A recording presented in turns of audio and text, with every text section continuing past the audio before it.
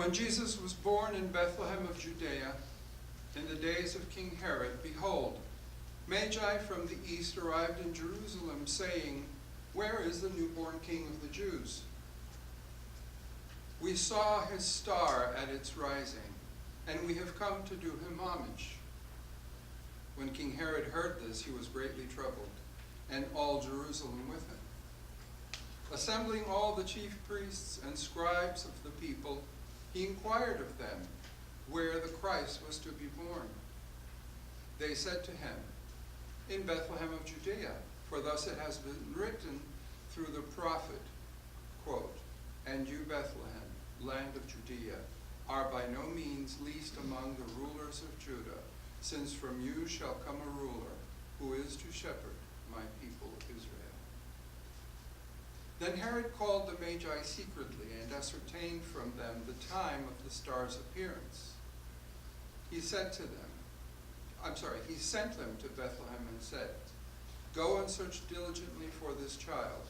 When you have found him, bring me word, that I too may go and do him homage." After their audience with the king, they set out. And behold, the star that they had seen at its rising preceded them, until it came and stopped over the place where the child was. They were overjoyed at seeing the star, and on entering the house, they saw the child with Mary his mother. They prostrated themselves and did him homage. Then they opened their treasures and offered him gifts of gold, frankincense, and myrrh. And having been warned in a dream not to return to Herod, they departed for their country by another way. My sisters and brothers, this is the good news of our salvation. Praise to you, Lord Jesus Christ.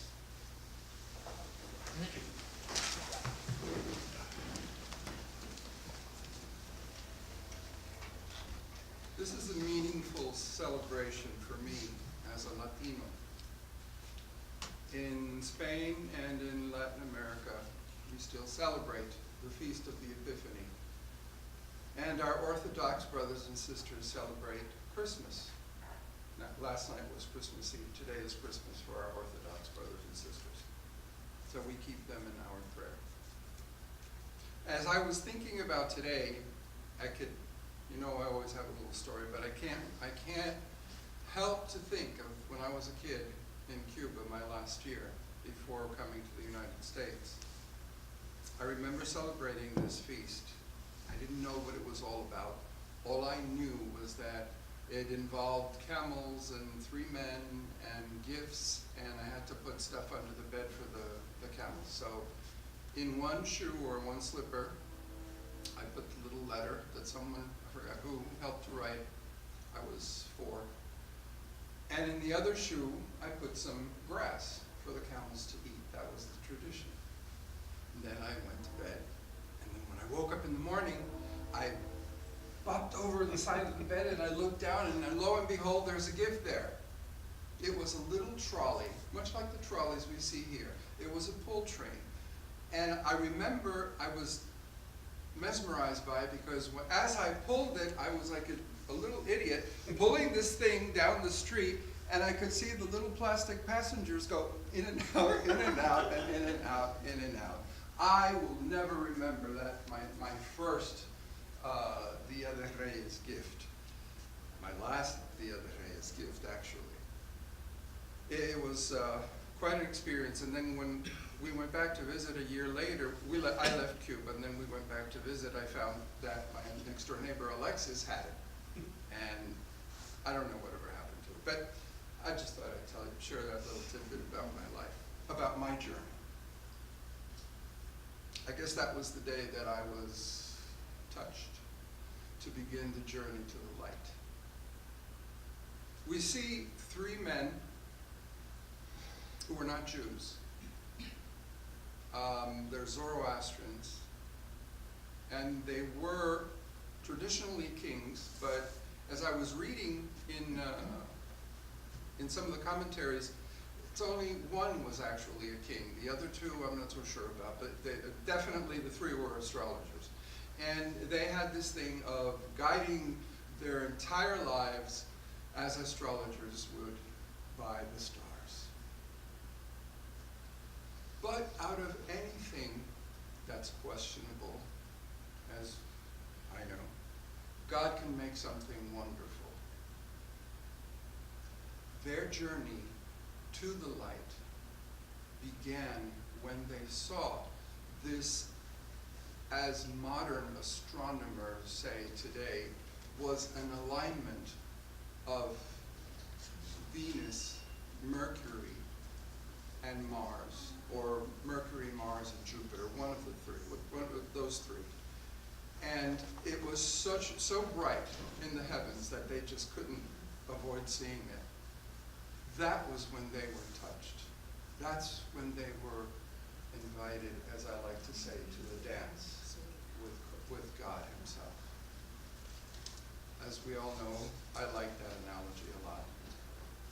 That dance can be a nice, soft, romantic dance. Sometimes it could be something that, you're dragging your tongue, you're so tired. But it's a wonderful feast to observe because it validates the fact that Christ, God, did not enter human history exclusively for the people of Israel. God, in God's love and God's mercy, and again, love with a capital L, as I like to say, entered history for everyone.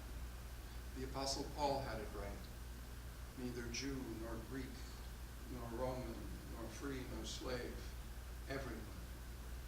Neither gay nor straight, nor bisexual, trisexual, or anything is omitted from God's love. Neither the homeless or the mentally ill, especially the mentally ill, are kept from God's love. So today, as we observe this feast, keep in our prayers our Orthodox brothers and sisters, and keep ourselves in our prayer, that we may continue the journey that began somehow when you were touched. I think I was touched that Dia de Reyes in Cuba when I was a kid. Keep that light burning in your hearts. Let that light give you light, and let you be a light to others around you. And may that same light, Father, Son, and Holy Spirit,